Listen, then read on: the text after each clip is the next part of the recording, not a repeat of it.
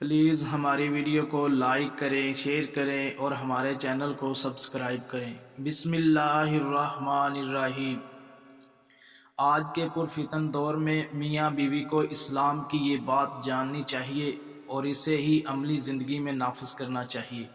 جو لوگ فحش ویڈیوز دیکھ کر غلط طریقے سے منی خارج کرتے ہیں، اس کی زندگی سے حیا نکل جاتی ہے، لمحہ با لمحہ بے حیائی کی راہ چلنے لگتا ہے۔ یاد رکھیں، بیوی سے اسلامی طریقے سے جمع کرنا بھی باعث ثواب ہے۔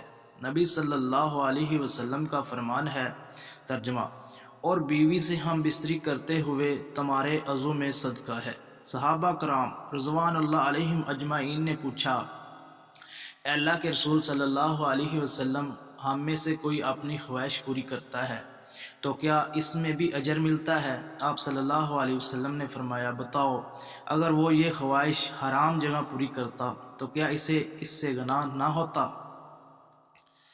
اسی طرح جب وہ اس سے حلال جگہ پوری کرتا ہے تو اس کے لیے اجر ہے۔ صحیح مسلم۔ اسی طرح ہم بستری کے بھی صاف ستھرے رہنما اصول دیے ہیں، ان میں سے چند اصول درج ذیل ہیں۔ جماع سے قبل یہ دعا پڑھنا مسنون ہے، بسم اللہ اللہم جنبنی الشیطان و جنب الشیطان ما رزقتنا۔ ترجمہ، اے اللہ ہمیں شیطان سے علیحدہ رکھ اور تو جو اولاد ہمیں عنایت فرمائے اسے بھی شیطان سے دور رکھ۔ پھر اگر انہیں بچہ دیا گیا تو شیطان اسے کوئی نقصان نہیں پہنچا سکے گا۔ اگر بیوی سے ہم بستری کرنے کی یہ نیت ہو کہ عفت و عصمت کی حفاظت، افزائش نسل اور حرام کام سے بچنا، تو ایسی صورت میں اللہ نہ صرف جماع پہ اجر دے گا بلکہ نیک اولاد سے بھی نوازے گا اور دنیاوی اخروی برکتوں سے نوازے گا۔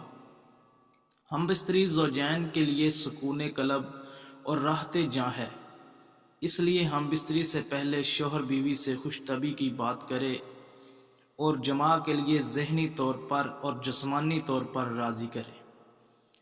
ہم بستری کی جگہ آواز سننے والا اور دیکھنے والا کوئی نہ ہو، یعنی ڈھکی چھپی جگہ ہو، اور جماع کی حد تک شرمگاہ کھولنا کافی ہے، تاہم ایک دوسرے کو دیکھنا اور مکمل برہنہ ہونا آپس میں جائز ہے۔ جس حدیث میں مذکور ہے کہ جماع کے وقت بیوی کی شرمگاہ دیکھنے سے اندھے پن کی بیماری لاحق ہوتی ہے، اسے شیخ البانی نے موضوع حدیث قرار دیا ہے، اور اسی طرح وہ ساری احادیث بھی ضعیف ہیں جن میں مذکور ہے کہ سیدہ عائشہ رضی اللہ عنہا اور رسول اللہ صلی اللہ علیہ وسلم نے کبھی ایک دوسرے کی شرمگاہ نہیں دیکھی۔ حالت روزہ اور حالت حرام میں ہم بستری ممنوع ہے، باقی دنوں رات کے کسی حصے میں جماع کر سکتے ہیں۔ حالت حیض اور حالت نفاس میں صرف جماع کرنا منع ہے، مگر جماع کے علاوہ بیوی سے لذت اندوز ہونا جائز ہے۔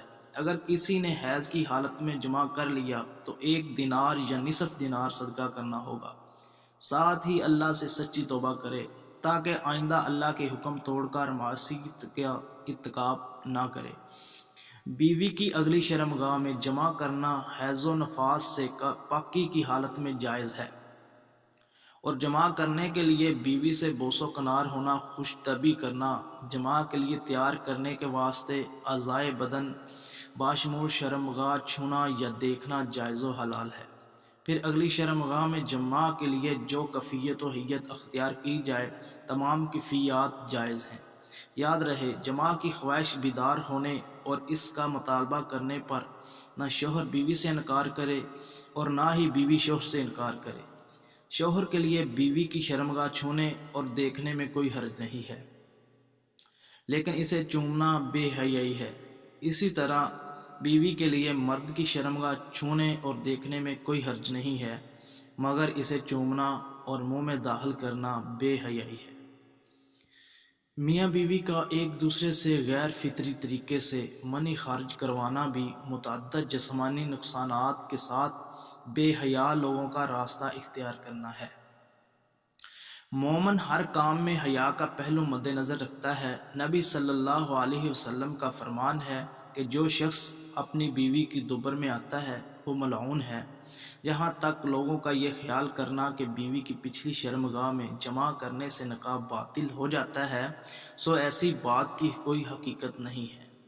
ایک ہی رات میں دوبارہ جمع کرنے سے پہلے اگر میسر ہو تو غسل کر لیا جائے یا وضو کر لیا جائے۔ مرد کی شرمگاہ عورت کی شرمگاہ میں داخل ہونے سے عورت و مرد دونوں پر غسل واجب ہو جاتا ہے، چاہے منی کا انزال ہو یا نہ ہو۔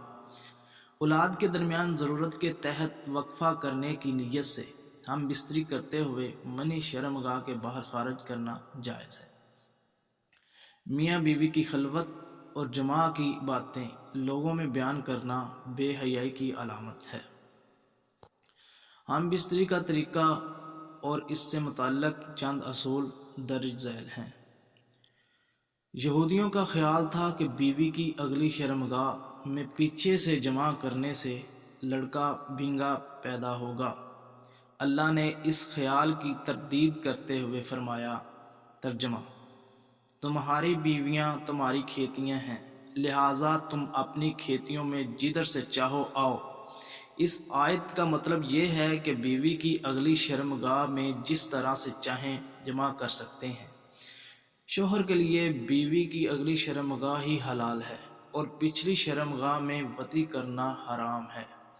راوی حدیث ابن عباس رضی اللہ عنہما بیان کرتے ہیں، ترجمہ: تمہاری بیویاں تمہاری کھیتی ہیں، لہٰذا تم جس طریقے سے چاہو ان سے جمع کرو، یعنی خواہ آگے سے، خواہ پیچھے سے، خواہ لٹا کر، یعنی اولاد والی جگہ سے۔